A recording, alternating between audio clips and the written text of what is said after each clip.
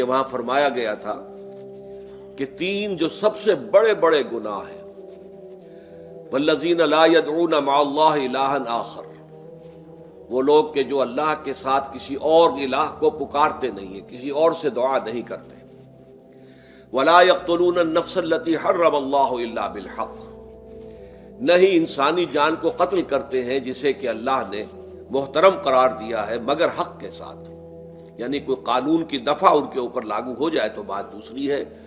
قتل عمد کے قصاص میں قتل ہوگا، یا یہ کہ زنا اگر شادی شدہ مرد یا عورت کرتے ہیں تو ان کی سزا جو ہے وہ رجم ہے، جو قتل کی ایک بہت ہی شدید شکل ہے، یا مرتد کی سزا قتل ہے، اور یا پھر یہ ہے کہ کافر کو قتل کیا جا سکتا ہے جو حربی ہو، جس کے ساتھ جو جنگ ہے وہ ڈکلیئرڈ ہو۔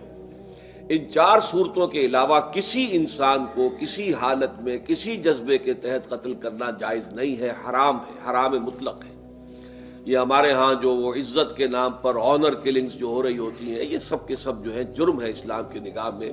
کسی کو یہ حق حاصل نہیں ہے کہ اس طرح سے اپنے ہاتھ میں قانون کو لے لے۔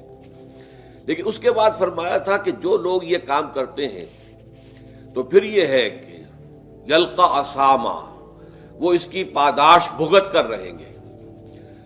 یضاعف لہ العذاب یوم القیامہ، ان کے لیے قیامت کے دن عذاب دگنا کر دیا جائے گا، بڑھا دیا جائے گا۔ وَيَخْلُدْ فِيهِ مُهَانًا، اور وہ رہیں گے اس میں ہمیشہ ہمیش نہایت ذلت کے ساتھ، رسوا ہو کر۔ إِلَّا مَن تَابَ وَآمَنَ وَعَمِلَ عَمَلًا صَالِحًا، اس میں استثناء ہے کہ جو توبہ کرے اور تجدید ایمان کرے یا ایمان لائے۔ اگر پہلے کافر تھا تو ایمان لائے گا، اور اگر پہلے مسلمان تھا لیکن یہ کہ یہ گناہ سرزد اس سے ہوا تو گویا کہ ایک طرح کے کفر میں وہ داخل ہو گیا تھا، ایمان حقیقی سے محروم ہو گیا تھا، تو گویا کہ تجدید ایمان کرے۔ الا من تاب وآمن وعمل عملا صالحا، اور پھر اس کا عمل تبدیل ہو جائے، عمل درست ہو جائے، غلط کام کو فی الواقع چھوڑ دے۔ فاولئک یبدل اللہ سیئاتہم حسنات، تو یہ وہ لوگ ہیں کہ اللہ تعالیٰ ان کی برائیوں کو بھلائیوں سے بدل دے گا۔ یہ بات جو ہے بہت بلند ہے، اس میں اللہ تعالیٰ کی طرف سے وعدہ جو ہو رہا ہے کہ فاولئک یبدل اللہ سیئاتہم حسنات وکان اللہ غفورا رحیما ومن تاب وعمل صالحا، پھر دوبارہ تکرار کے ساتھ یہ بات آ چکی ہے، جو توبہ کرے اور پھر عمل اچھا کرے، فإنہ یتوب الی اللہ متابا، تو وہ ہے جو حقیقت میں توبہ کرتا ہے اللہ کی جناب میں جیسے کہ توبہ کرنی چاہیے، عمل میں کوئی تبدیلی نہ ہو اور توبہ کی تسبیح ہوتی رہے۔ استغفر اللہ ربی من کل ذنب واتوب الیہ، آپ نے 10 تسبیحیں کر دی، 1000 مرتبہ کہہ لیا، یہ سب زیرو ہے اللہ کی نگاہ میں۔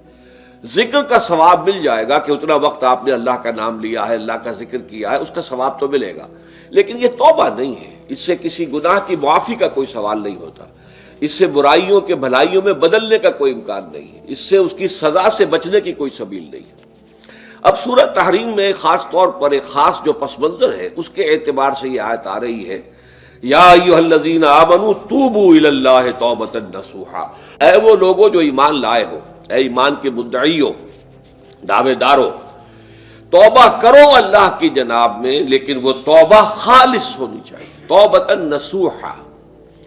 اس سورہ مبارکہ کے پس منظر کو نوٹ کیجئے تو اس میں ایک خطائے اجتہادی کہہ لیجئے حضور سے ہو گئی تھی صلی اللہ علیہ وسلم، اگرچہ وہ خطا جانب خیر میں تھی، اچھے کام کے لیے تھی، برے کام کے لیے نہیں تھی، کہ آپ نے اپنی ازواج مطہرات کی دل جوئی کے لیے ایک شے جو اللہ کی طرف سے آپ کے لیے حلال تھی اس کو استعمال نہ کرنے کی قسم کھا لی، تو اس پر حضور کو روکا گیا، یا ایھا النبی لم تحرم ما احل اللہ لک تبتغی مرضات ازواجک، اے نبی کیوں آپ اپنے اوپر حرام ٹھہراتے ہیں وہ شے جو اللہ نے آپ کے لیے حلال قرار دی ہے؟ کیا آپ اپنی بیویوں کی رضا جوئی کے لیے ایسا کر رہے ہیں؟ واللہ غفور الرحیم، اللہ غفور ہے، رحیم ہے، اللہ نے آپ کی اس خطا سے درگزر کیا ہے، لیکن قد فرض اللہ لکم تحلۃ ایمانکم، اللہ تعالیٰ نے راستہ تمہارے لیے کھول دیا ہوا ہے کہ ایسی قسموں کو کھولا جا سکتا ہے، جس کے لیے کہ سورہ مائدہ کے اندر کفارہ دے دیا گیا۔ تو گویا کہ حضور کو یہاں حکم دیا جا رہا ہے کہ آپ اپنی اس قسم کا کفارہ دیجئے، قسم کا، اور یہ جو قسم ہے اس کو کھول دیجئے۔ نمبر 2 پہ پھر 2 ازواج مطہرات کا معاملہ آیا کہ حضور نے ایک راز کی بات کہی ایک زوجہ محترمہ سے، لیکن انہوں نے وہ راز جو ہے وہ دوسری زوجہ محترمہ کو پہنچا دیا جن میں زیادہ آپس میں قریبی تعلق تھا. تو گویا کہ یہ بھی ایک طرح سے خیانت ہو گئی، اس لیے کہ راز جو ہے وہ تو ایک امانت ہوتا ہے، اور خاص طور پر عائلی زندگی میں میاں بیوی کے درمیان کے جو معاملات ہوتے ہیں وہ تو بہت ہی رازداری پر مبنی ہوتے ہیں. اس لیے ان میں سے کوئی چیز جو ہے جس کو خاص طور پر کہا گیا ہو کہ یہ ایک راز کی بات ہے جو تم سے کہہ رہا ہوں، کسی اور سے کہنا نہیں ہے، تو اس میں جو غلطی ہوئی ہے وہ بھی ایک بڑی غلطی تھی حضرت عائشہ صدیقہ رضی اللہ تعالی عنہا ان کی. تو ان دونوں کے پس منظر میں پھر تیسری بات آئی کہ اہل ایمان اگر تم غافل ہو اپنے اہل و عیال کی طرف سے اس اعتبار سے کہ ان کا کردار کیسا بن رہا ہے، وہ اللہ کے بندے ہیں یا کوئی غلطیاں کر رہے ہیں، خطا کر رہے ہیں، تو دیکھو یہ تم ان کے ساتھ جو ہے وہ محبت نہیں کر رہے، عداوت کر رہے ہو. اس لیے کہ تمہاری اس نرمی، تمہاری اس شفقت اور ان محبت کے اندر اس درجے بڑھ جانا کہ اس میں اللہ تعالیٰ کے جو حرام کردہ امور ہیں ان میں بھی تم ملوث ہو جاؤ، تو یہ گویا کہ در حقیقت تم اپنے آپ سے بھی دشمنی کر رہے ہو اور ان سے بھی دشمنی کر رہے ہو. اپنے آپ سے دشمنی کر رہے ہو کہ تمہاری عاقبت خراب ہوگی، ان سے دشمنی کر رہے ہو کہ ان کی اگر تربیت غلط ہو جائے گی تو گویا کہ وہ جہنم کا نوالا بنیں گے. اب اس تین چیزوں کے پس منظر میں فرمایا جا رہا ہے یا ایھا الذین آمنوا توبوا الی اللہ توبۃ نصوحا، اے ایمان والو، اے ایمان کے دعوے دارو، اللہ کے جناب میں توبہ کرو، لیکن توبہ خالص نصوحا. پہلی بات تو یہ جانیے، میں نے بھی یقیناً پہلے بھی عرض کیا ہوگا لیکن دہرانے میں کوئی حرج نہیں ہے، عربی زبان میں یہ دو الفاظ بہت قریب ہیں، آبا یعوب اوبن اور تابا یتوب توبن یا توبتن. آبا یعوب اوبن بھی ہوتا ہے واپس لوٹنا، لیکن یہ ہے کسی یعنی مادی چیز کی طرف سے واپس لوٹنا. ایک ہے تابا یتوب توبن یا توبتن، وہ کسی فعل سے، معنوی چیز سے پلٹ آنا، لوٹ آنا.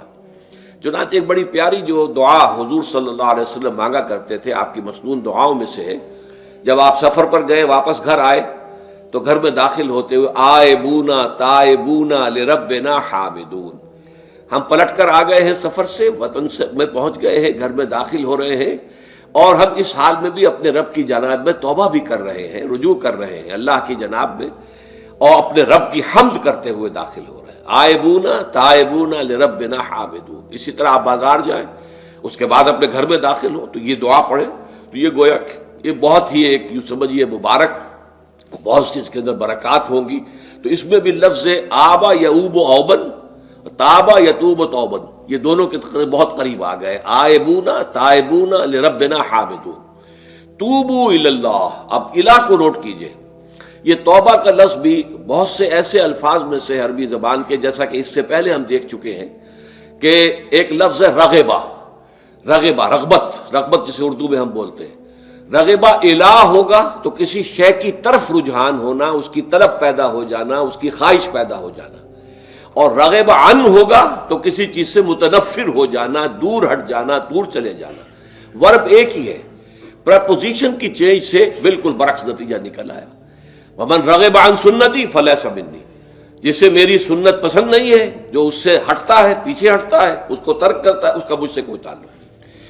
اسی طرح مالا یمیل و میلن، مالا الہ کسی شے کی طرف مائل ہونا، مالا عن اس شے سے ہٹ جانا، پیچھے ہٹ جانا، نفرت ہو جانا. اسی میں وہ لفظ تھا سا، فقط سقط قلوبکما، تمہارے دل جو ہے وہ تو مائل ہو ہی گئے ہیں. سغا بھی الہ ہوگا تو اس کے معنی کسی شے کی طرف مائل ہو جانا، عن ہوگا تو کسی شے سے متنفر ہو جانا. تو وہاں میں عرض کر چکا تھا لقد سقط قلوبکما، تو اے نبی کی دونوں بیویوں، تمہارے دل تو یقیناً اللہ کی طرف مائل ہو چکے ہیں، توبہ کی طرف مائل ہو چکے ہیں، لیکن زبان سے یہ کہتے ہوئے کہ حضور معاف کر دیجئے غلطی ہو گئی ہے، اس میں ذرا حجاب آ رہا ہے. ظاہر بات ہے شوہر اور بیوی کے درمیان جس طرح کا تعلق ہوتا ہے تو اس میں یہ کہ بسا اوقات اپنی غلطی کو واضح الفاظ میں تسلیم کرنے میں کچھ ہچکچاہٹ سی ہوتی ہے.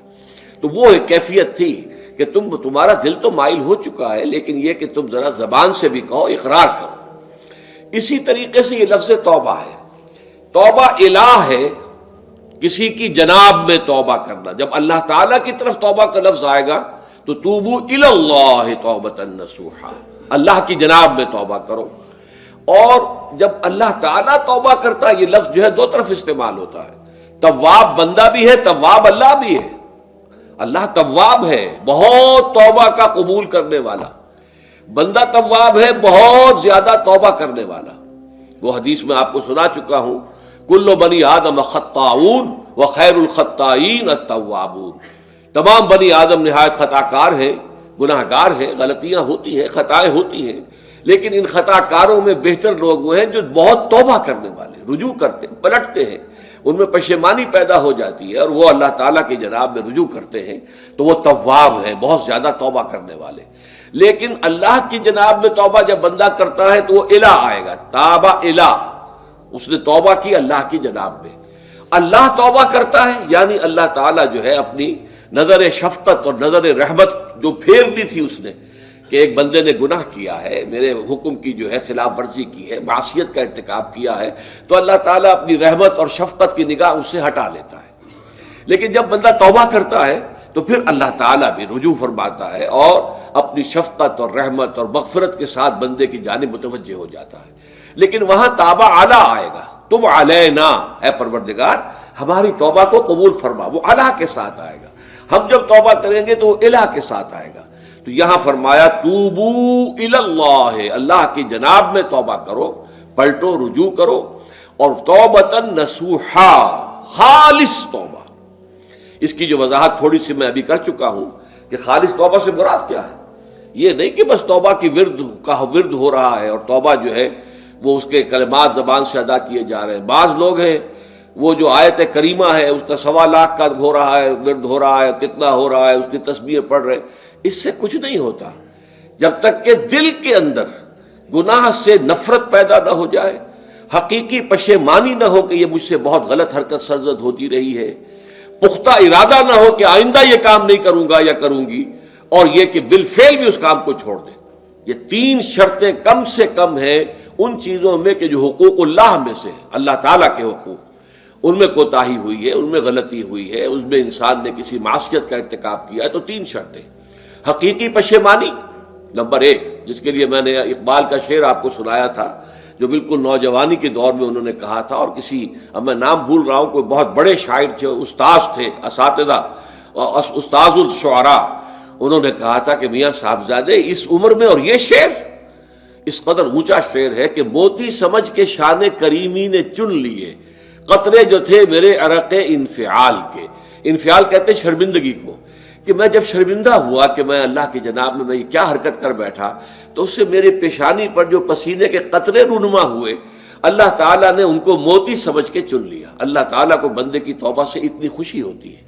وہ حدیث بھی میں آپ کو سنا چکا ہوں کہ تم اندازہ کرو، ایک شخص ہے کہ جو ایک ریگستان میں لقودق صحرا میں سفر کر رہا تھا، اس کا ایک اونٹ تھا جس پر وہ سفر کر رہا تھا، اسی پر اس کا جو بھی راستے کا کچھ کھانا وانا تھا، خوراک تھی، وہ بھی، اس کی پوٹلیاں بھی تھیں اور پانی کی چھاگل بھی بندھی ہوئی تھی.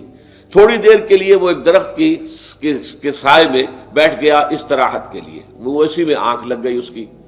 اب جب آنکھ کھلی تو دیکھا کہ اونٹ غائب ہے.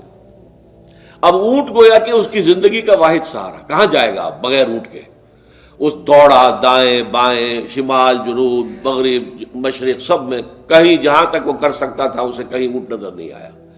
تو پھر وہ اسی درخت کی سائے میں آ کر بیٹھ جاتا ہے موت کے انتظار میں کہ اب تو موت ہی آئے گی، نہ کھانے کو کچھ، نہ پینے کو پانی، نہ سواری کہ میں کہیں یہاں سے نکل سکوں. اچانک دیکھتا ہے کہ وہ اونٹ تو کھڑا ہوا ہے اور وہ سامان بھی موجود ہے. تو اس میں فرط مسرت کی وجہ سے خوشی اتنی شدید ہوتی ہے اسے کہ وہ کہنا تو یہ چاہتا ہے اے اللہ میں تیرا بندہ ہوں تو میرا رب ہے، لیکن وہ کہہ یہ بیٹھتا ہے اے اللہ میں تیرا رب ہوں تو میرا بندہ ہے. یعنی اتنا وہ اپنے اس میں حواس کھو بیٹھتا ہے خوشی کی وجہ سے. اتنی ہی خوشی ہوتی ہے اللہ تعالیٰ کو اپنے کسی گناہ گار بندے کی توبہ سے. اب آپ اندازہ کیجئے، یہ ہے جو تشبیہ حضور صلی اللہ علیہ وسلم نے توبہ کی عظمت کے لیے بیان کی.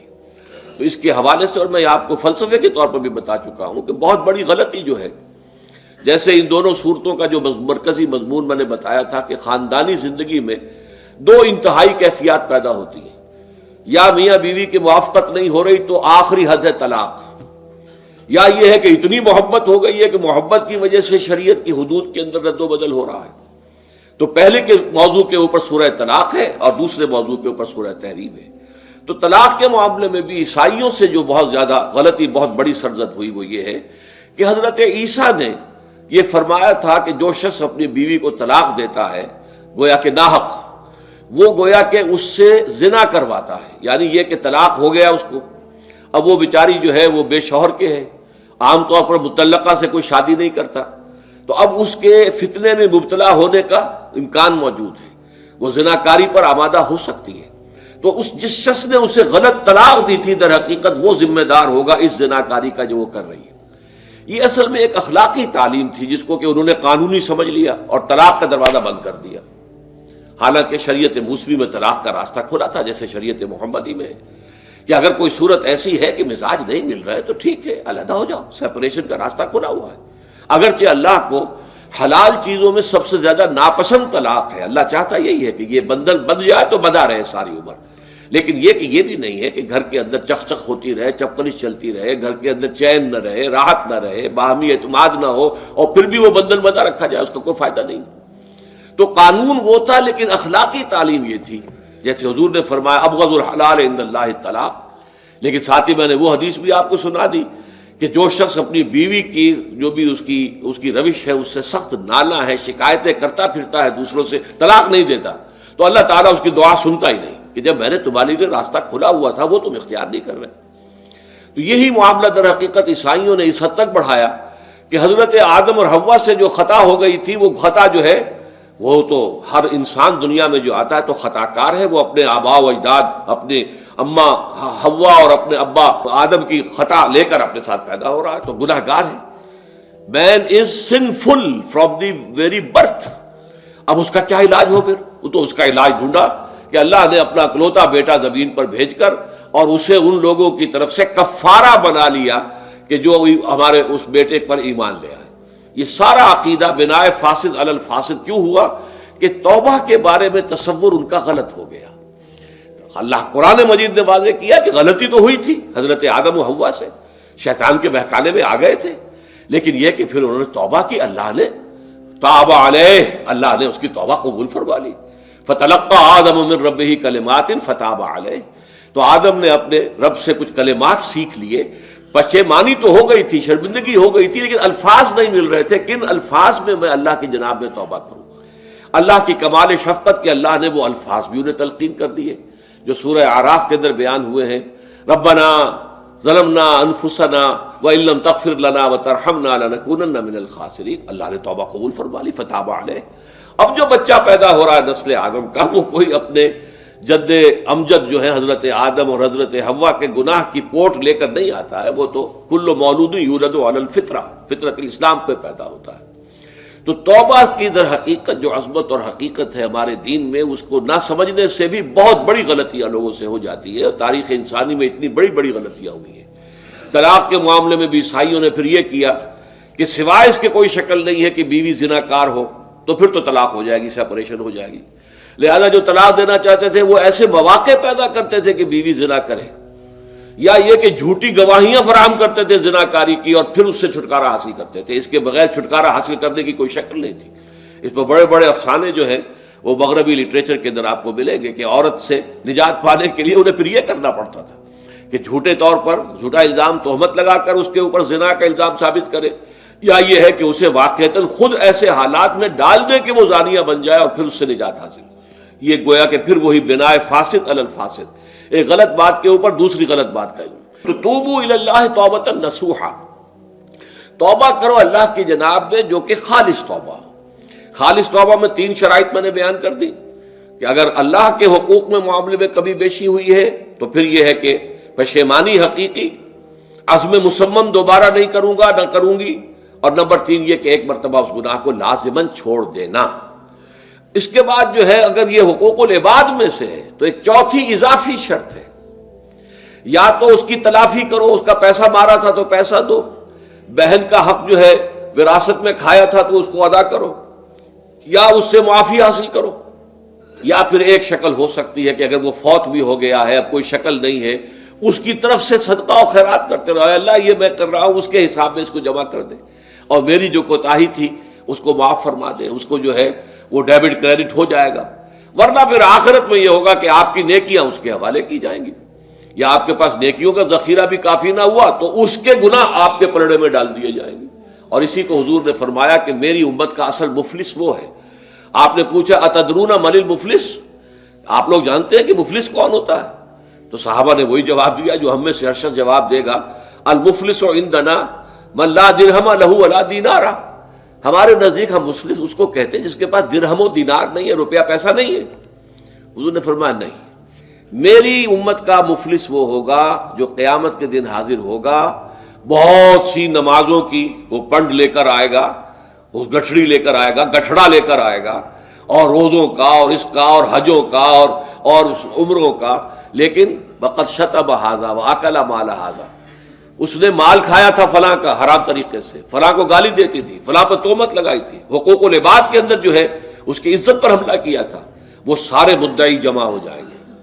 اللہ تعالیٰ کسی سے کہے گا بھائی تم اس کی نمازیں لے جاؤ، کسی سے کہے گا اس کے روزے لے جاؤ، اچھا تم لو حج لے جاؤ، اس کے عمرے لے جاؤ. اس کے بعد بھی مدعی باقی ہوں گے، تو اب مدعیوں کے گناہ اس کے پلڑے میں ڈالے جائیں گے، اور پھر وہ دوسروں کے گناہوں کے بوجھ تلے دب کر جہنم میں جھونک دیا جائے گا. تو یہ حقوق العباد کے اندر معاملہ اس سے بھی کہیں زیادہ سخت ہے کہ جو حقوق اللہ کا ہے. اللہ تو بڑا غفور ہے، رحیم ہے، اس کے اندر وہ رعایت بھی کرے گا، لیکن حقوق العباد کا معاملہ اللہ کہہ دے گا یہ میرا معاملہ ہے ہی نہیں، یہ تمہارا آپس کا معاملہ ہے، تمہیں اس میں تو جو بھی ہے لین دین کر کے ہی معاملہ چکانا ہوگا، دے دے کر معاملہ ہوگا، اس کے بغیر نہیں. تو توبوا الی اللہ توبۃ نصوحا عسیٰ ربکم ان یکفر عنکم سیئاتکم. عین ممکن ہے، عسیٰ اصل میں امید دلانے کے لیے ہوتا ہے، شاید کہ ایسا ہو جائے، لیکن جب اللہ کی طرف سے یہ لفظ آتا ہے تو یہ یقینی معنی، یقینی وعدے، اللہ کا وعدہ ہے. اگر تم یہ توبہ نصوح کرو گے تو اللہ کا وعدہ ہے تم سے کہ وہ تم سے تمہاری برائیوں کو دور کر دے گا. یہ تکفیر کے لفظ کو بھی سمجھ لیجئے. کفر کا اصل معنی ہے چھپا دینا، دبا دینا. اسی لیے گناہ کا کفارہ ہوتا ہے. آپ سے گناہ ہو گیا، آپ نے کفارہ دے دیا تو گناہ چھپ گیا، دب گیا، اس کے اثرات زائل ہو گئے، وہ آپ کے نامہ اعمال سے اس کو ختم کر دیا جائے گا. یہ ہے کفارہ، کفارہ. کفار جمع ہے کافر کی. کافر جو ہے وہ حق کو چھپاتا ہے، اللہ کی دعوت جو دی جا رہی ہے اس کو دباتا ہے، تو اس معنی میں وہ کافر ہے، انکار کرتا ہے. لیکن یہ کہ ایک کفران نعمت ہے، کسی نے آپ پر احسان کیا ہے اور آپ اس کا احسان نہیں مان رہے، آپ کے لیے دل میں اس کے لیے کوئی احسان بندی کے جذبات پیدا نہیں ہوئے، تشکر کا جذبہ پیدا نہیں، یہ کفران نعمت ہے. تو تکفیر اس کو بھی کہتے ہیں، تکفیر اسے بھی کہتے ہیں مسلمان امت میں سے کسی کو نکال دینا، اس لیے کہ وہ بنیادی عقائد میں علیحدہ ہو گیا ہے. تو یہ پرجنگ ہے، یہ بھی تکفیر ہے. تو تکفیر اعمال کیا ہے کہ برے اعمال کو دھو دے گا تمہارے نامہ اعمال سے، اور نمبر 2 تمہارے دامن کردار سے بھی دھو دے گا. جو غلطیاں تمہارے اوپر چلی آ رہی تھی، اتنے عرصے تک تم کرتے رہے ہو، تمہارا کردار جو ہے اس سے مقدر ہو گیا ہے، اس کے اندر جو ہے خرابی پیدا ہو گئی ہے، تو اللہ اس کو بھی دھو دے گا. تو دنیا میں بھی تکفیر کا اثر ہوگا کہ انسان کی اصلاح ہو جائے گی، اس کی سیرت و کردار جو ہے صحیح رخ پر آ جائیں گے. اور آخرت میں یہ ہے کہ اس کا جو اعمال نامے میں جو گناہ درج تھا وہ وہاں سے صاف کر دیا جائے گا، محو کر دیا جائے گا. یہ تکفیر 2 گناہ ہے. اور اس میں جو ہم سورہ الفرقان میں پڑھ کر آئے ہیں وہ اس سے بھی اگلی بات ہے. اولئک یبدل اللہ سیئاتہم حسنات. جہاں گناہ کا اندراج تھا وہاں اب نیکی کا اندراج ہو جائے گا. تمہاری سیرت و کردار میں جو گناہ کا پہلو تھا وہ اب نیکی کے پہلو میں بدل جائے گا. یہ تکفیر گویا کہ دنیا میں بھی اور آخرت میں بھی. عسیٰ ربکم، امید ہے اور اللہ کا وعدہ ہے کہ وہ تم سے تمہاری برائیوں کو دور کر دے گا. مطلب یہ کون انسان ہے جو برائی سے بالکل پاک ہے؟ کل بنی آدم خطاؤون و خیر الخطائین التوابون. توبہ کرو، توبہ نصوح کرو، اللہ تعالیٰ دھو دے گا. تمہارے دامن کردار سے بھی داغ اور دھبے صاف کر دے گا اور تمہارے اعمال نامے سے بھی. وَيُدْخِلَكُمْ جَنَّاتٍ تَجْرِي مِن تَحْتِهَا الْأَنْهَارُ. اور تمہیں داخل کرے گا ان باغات میں جن کے نیچے یا جن کے دامن میں ندیاں بہتی ہوں گی. یوم لا یخزی اللہ النبی والذین آمنوا معہ. وہ دن کہ جس دن اللہ رسوا نہیں کرے گا نہ نبی کو اور نہ ان کو جو ان کے ساتھ ایمان لائے. ان کے ساتھ ایمان لانے، ظاہر بات ہے انبیاء کے رسوا ہونے کا تو کوئی سوال ہی نہیں. یہاں اس کا ذکر جو ہے وہ تو صرف بطور تذکرہ کر دیا گیا، ورنہ اصل کیا ہے جو نبی کے ساتھ ایمان لائے. اور نبی کے ساتھ ایمان لانے والوں میں درجہ اول کے لوگ وہ ہیں جو صحابہ کرام ہیں، جو حضور کے زمانے میں تھے، حضور کے ساتھ دیا انہوں نے، انہوں نے اپنے جان و مال سے حضور کے مشن کو تقویت پہنچائی، جہاں حضور کا پسینہ گرا وہاں اپنی خون کی ندیاں بہا دی، اپنی جانیں دے دی، تو وہ ہیں اولین۔ لیکن اللہ تعالی ہمیں بھی ان میں شامل کرے، اس لیے کہ جیسے کہ سورہ بقرہ کی جو آخری سے پہلی آیت ہے اس کے اندر بیان فرمایا گیا کہ آمن الرسول بما انزل الیہ من ربہ والمؤمنون، ایمان لائے رسول محمد صلی اللہ علیہ وسلم اس چیز پر کہ جو ان کے اوپر ان کے رب کی طرف سے نازل کی گئی، اور ایمان لائے صاحب ایمان، وہ صاحب ایمان سب کے سب شامل ہو جائیں گے۔ تو قیامت کے دن اللہ تعالیٰ رسوا نہیں کرے گا، یوم لا یخزی اللہ النبی والذین آمنوا معہ، جس دن کہ اللہ تعالیٰ رسوا نہیں کرے گا نہ اپنے نبی کو صلی اللہ علیہ وسلم اور نہ ہی ان کو کہ جو ان کے ساتھ ایمان لائے۔ اور یہ آخرت کی رسوائی جو ہے بہت بڑی رسوائی ہے۔ دنیا کی رسوائی انسان جو ہے اس کو بہت ہلکا سمجھے، آخرت کی رسوائی بہت بڑی ہے۔ پوری خلق خدا جہاں جمع ہوگی، پوری انسانیت جمع ہوگی، تمام آدم سے لے کر آخری انسان تک جمع ہوں گے، اور وہاں اگر رؤوس الاشہاد ہمارا پردہ چاک کیا جائے، ہمارے گناہوں کو جو ہے اعلان کیا جائے، تو وہ کتنی بڑی رسوائی ہوگی۔ اسی لیے یہ دعا مانگتے رہنا چاہیے، اللہم ربنا اجرنا من خزی الدنیا والآخرہ، اے اللہ ہمیں بچا لے، دنیا اور آخرت دونوں کی رسوائی سے بچا لے۔ دنیا کی رسوائی یہ ہے کہ آپ کی کسی غلط کام کا چرچا ہو جائے، دنیا کے اندر پھیل جائے، آپ کی جو ہے عزت جو ہے وہ داغدار ہو جائے، اس سے بھی اے اللہ بچا لے، پردہ ڈال دے۔ جیسے کہ حضور نے لفظ استعمال کیا اللہ یتغمدنی ربی برحمتہ، اللہ یہ کہ میرا پروردگار مجھے اپنی رحمت کی چادر تلے ڈھانپ لے۔ اللہ تعالیٰ دنیا میں بھی ہمیں ڈھانپے رکھے اور آخرت میں بھی ڈھانپ لے۔ تو یہ خزی دنیا والآخرہ، اے اللہ ہمیں دنیا کی بھی رسوائی سے بچائے رکھ اور آخرت کی رسوائی سے بھی بچا لیجو۔ بارک اللہ لی ولکم فی القرآن العظیم ونفعنی وإیاکم بالآیات والذکر الحکیم۔